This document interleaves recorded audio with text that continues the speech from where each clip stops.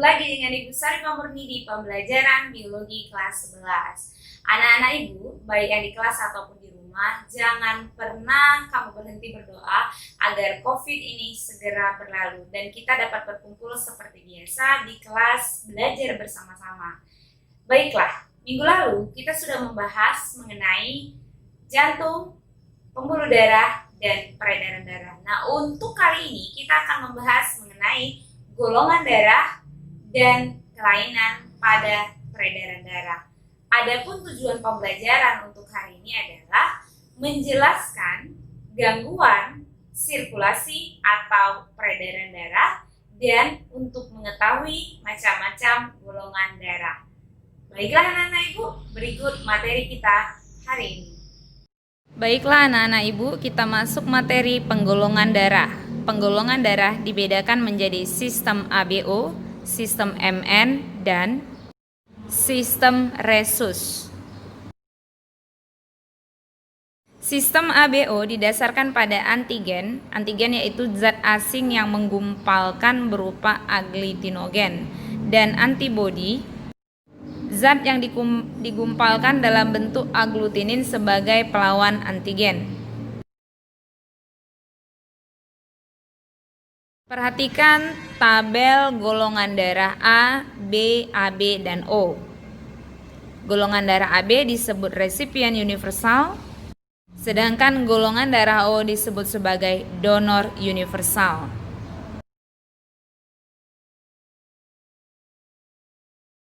Nah, perhatikan contoh sampel darah berikut. Apabila suatu sampel darah dikasih serum anti A, dia menggumpal, dan serum anti B tidak menggumpal, maka dikatakan golongan darah A.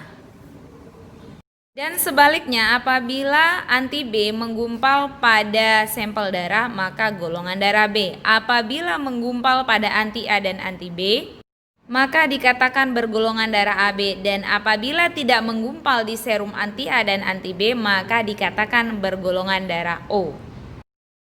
Perhatikan genotip golongan darah A, B, AB, dan O. Sistem golongan darah ABO ditemukan oleh Karl Landsteiner pada abad 20. Selanjutnya adalah sistem Rhesus. Dinamakan Rhesus dalam riset digunakan darah kera Rhesus atau makaka mulata. Perhatikan. Tipe Rhesus ada Rhesus positif dan Rhesus negatif dengan genotip yang kamu lihat seperti tabel berikut ini.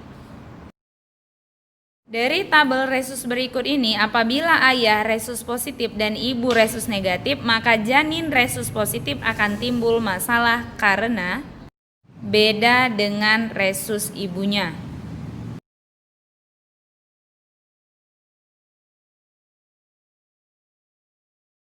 Perhatikan penggolongan darah berikut menggunakan anti-Rhesus.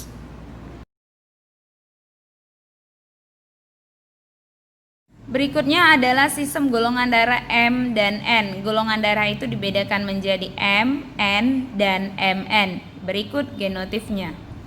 Transfusi darah adalah proses mentransfer darah atau produk berbasis darah dari seseorang ke sistem peredaran darah orang lain. Pemberi darah disebut donor, penerima darah disebut resipien. Perhatikan bagan transfusi darah untuk golongan darah. A dengan A, O dengan O, B dengan B, AB dengan AB. Namun AB bisa menerima dari semua golongan darah dan O bisa mendonor ke semua golongan darah. Berikutnya adalah gangguan pada sistem peredaran darah. Contohnya hemofilia, anemia, leukemia, varises, hipertensi, jantung koroner, aterosklerosis,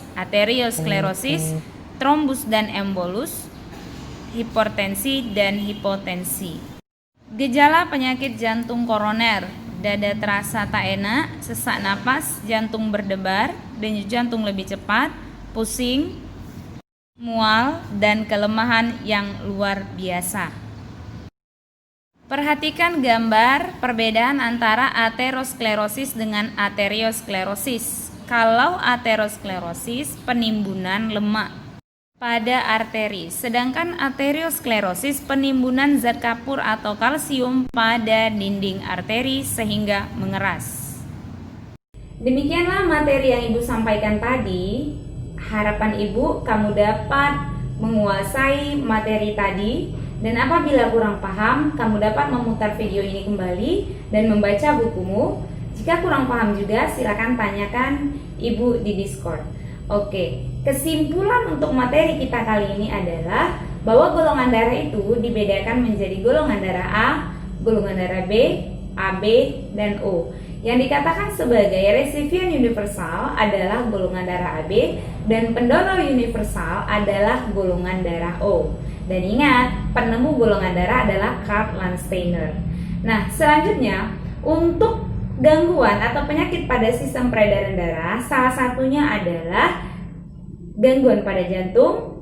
Kemudian yang kedua itu adalah aterosklerosis, trombus, embulus, hipertensi, dan seterusnya.